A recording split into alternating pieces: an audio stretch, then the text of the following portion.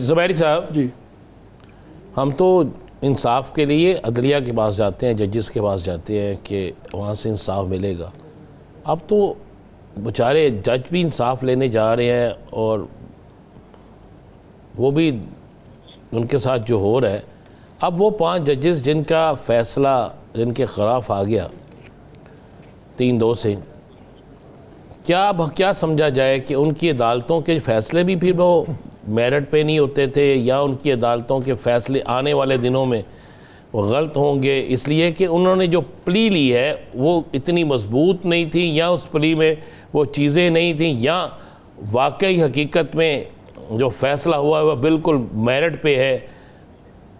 क्या अब उन जजेस की रेपो और उनकी हवाले से क्या सूरत हाल रहेगी? देखिए राना साहब, इसमें देखिए जो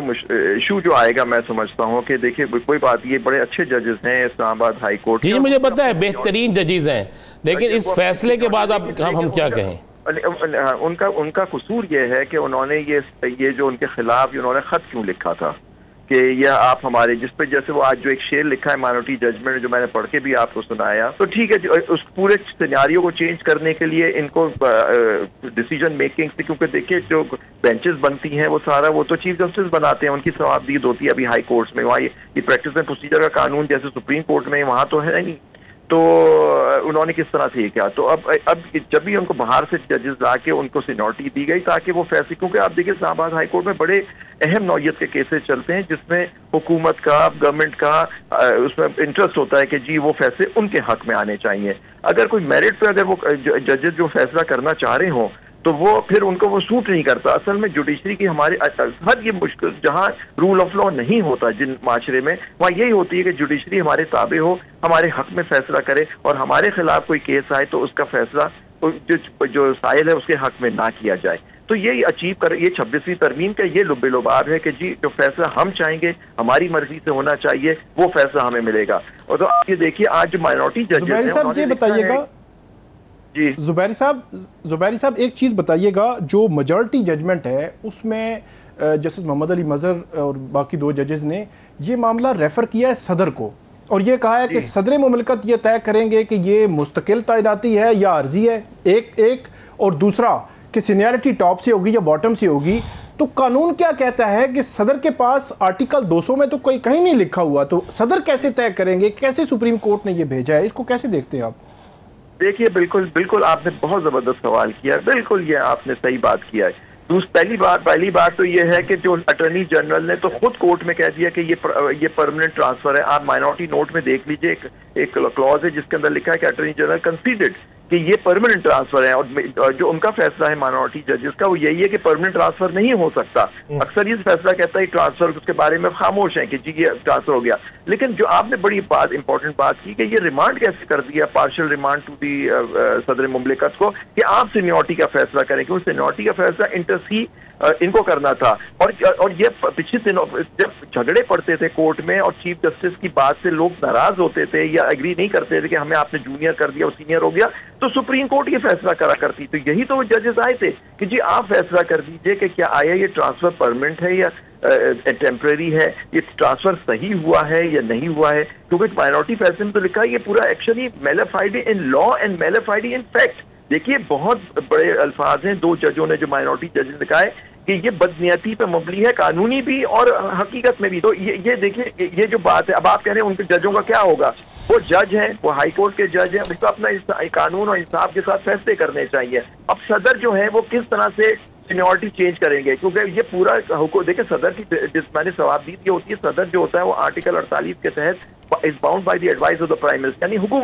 हुकूमत ही लेके आई है उनको, और हुकूमत ये फैसला करेगी कि इन्हीं को चीफ जस्टिस होना चाहिए या नहीं होना चाहिए। अब 3 जजों में सेलेक्ट होना है, क्योंकि 1 जुलाई को तारीख आ गई है चीफ जस्टिस की अपॉइंटमेंट में। आप देखिए एक एडिशनल जज हैं सुप्रीम कोर्ट के जो जस्टिस मियां गुल हसन औरंगजेब, वो भी होंगे कि वो भी सिटिंग जज तो इस्लामाबाद हाई कोर्ट के, क्या उनको चीफ जस्टिस बनाया जाए या डोगर साहब को जो जिनको सीनियरिटी, तो सदर साहब को भी सदर मुमलिकत को फैसला करना on the advice of prime minister कि सीनियरिटी क्या होगी। बिल्कुल आपने वजह आर्टिकल 200 में या कोई रूल्स के तहत ये कहीं नहीं लिखा हुआ कि सदर साहब इसका फैसला करें। आप कोर्ट को करना चाहिए था खुद फैसला कि सीनियरिटी क्या है, उन्होंने सदर साहब को भेज दिया। बिल्कुल मैं समझता हूँ ये आईन और कानून के बरखिलाफ ये फैसला है। अच्छा बस भाई साहब, मैं एक पुराने केस की ज़रा आपसे बात करना चाहूँगा, कानूनी मैं आपसे इसमें राय लेना चाहूँगा कि अब अब्दुल कादिर ट्रस्ट केस में इमरान खान जेल में हैं, बुशरा बीबी जेल में हैं, उनकी बेल लगी हुई है। अब वही दो जजेस साहिबान, चीफ जस्टिस साहब कायम काम और जस्टिस आसिफ साहब गालबन, उन्होंने उसी में अगले दिन ही नेक्स्ट डे, जिस दिन उनका केस आगे चला गया, जिस दिन छुट्टी थी अगले दिन, उन्होंने एक मारूफ तरीन हाउसिंग सोसाइटी को स्टे दे दिया और नैब से कहा कि आप इस ज़मीन को सेल नहीं कर सकते और गैर मुअय्यना मुद्दत तक वो केस जो है वो उसके मुलतवी कर दिया गया। अब वो सारी जुड़ी हुई है, उसका ऑनर भी और सारी चीज़ें जुड़ी हुई है इसी केस के साथ, और इल्ज़ाम भी यही है कि इनसे फ़ायदा लेने के लिए ये सब कुछ किया गया। अब उस हुक्म इम्तनाही के बाद इस केस की क्या पोजीशन रह जाती है? ये मैं समझ नहीं रहा किस केस में स्टे हुक्म इम्तनाई दिया गया है। ये जो हाउसिंग सोसाइटी उनकी है, ये रियाज मलिक साहब या बात कर रहे हैं? जुबैरी साहब वो जो ज़मीन थी ना उसको वाक़ई सरकार जब्त कर लिया था नैब ने, फिर उनके ऑक्शन लगा दी थी, 12 जून ऑक्शन थी, तो इससे पहले इस्लामाबाद हाई कोर्ट ने स्टे दे दिया। जी इस्लामाबाद हाई कोर्ट ने स्टे दे दिया है और वो सितंबर तक जो है वो स्टे ही है। तो वो राणा साहब ये पूछ रहे हैं कि इसका इम्पैक्ट 190 मिलियन पाउंड केस में इमरान खान और बुशरा बीबी की सज़ा मुअत्तली की दरखास्तों पर क्या हो सकता है या नहीं हो सकता? देखिए, वो अगर उन्होंने उसके ऑक्शन का नोटिस सस्पेंड कर दिया है और गैर मुअय्यना मुद्दत के लिए इस केस को अजर्न कर दिया है, तो इसमें बड़ा असर पड़ना चाहिए, क्योंकि अगर ज़मीन जो उन्होंने कहा था ये ज़मीन गलत तरीके से दी गई और ये इस केस से फ़ायदा उठाने के लिए इमरान खान साहब ने ये ज़मीन हासिल की, अपनी अल-कादिर यूनिवर्सिटी ट्रस्ट की ज़मीन हासिल की यूनिवर्सिटी। ये वो ज़मीन नहीं है, ये वो ज़मीन है जिस शख्सियत को नथी किया गया था इनके साथ, ये उनकी हाउसिंग सोसाइटी है, उसके हवाले से बात कर रहे हैं। लेकिन केस वही है, जुड़ा उसी केस के साथ हुआ है सारा कुछ। ये नहीं कहा गया कि वो ज़मीन की जो सेल कर रहे थे या जब्त की थी ज़मीन भाग के सरकार, तो वो किसी और केस में की, इसी केस में की थी। बिल्कुल फिर ठीक है, इसी केस में वो इश्तिहारी है ना, इश्तिहारी होने की वजह से जी नहीं, जाहिर बात वो 87, 88 की प्रोसीडिंग्स हुई होंगी, सेक्शन 87, 88 की, कि जी वो नहीं आए कोर्ट में तो इसलिए उनकी जब्त कर ली जाए ज़्यादा, तो उस पर कोर्ट ने स्टे दे दिया है। लेकिन बात सही है, देखिए लीगल बात छोड़ दीजिए, मेरिट छोड़ दीजिए इस केस का। जनवरी में ये अपील फाइल होती है, आज हो गया जून के तकरीबन खत्म हो गया है, आज तक ये केस चला नहीं। सस्पेंशन ऑफ सेंटेंस तो एक स्टे के लिए हुक्म इम्तनाई को फौरन ही टेकअप करना चाहिए था केस को, और उसमें फैसला करते कि सस्पेंड होनी चाहिए नहीं, क्योंकि मैं समझता हूँ ये जो केस है बिल्कुल गलत केस है। वो 190 मिलियन पाउंड जितने भी पाउंड थे वो अदालत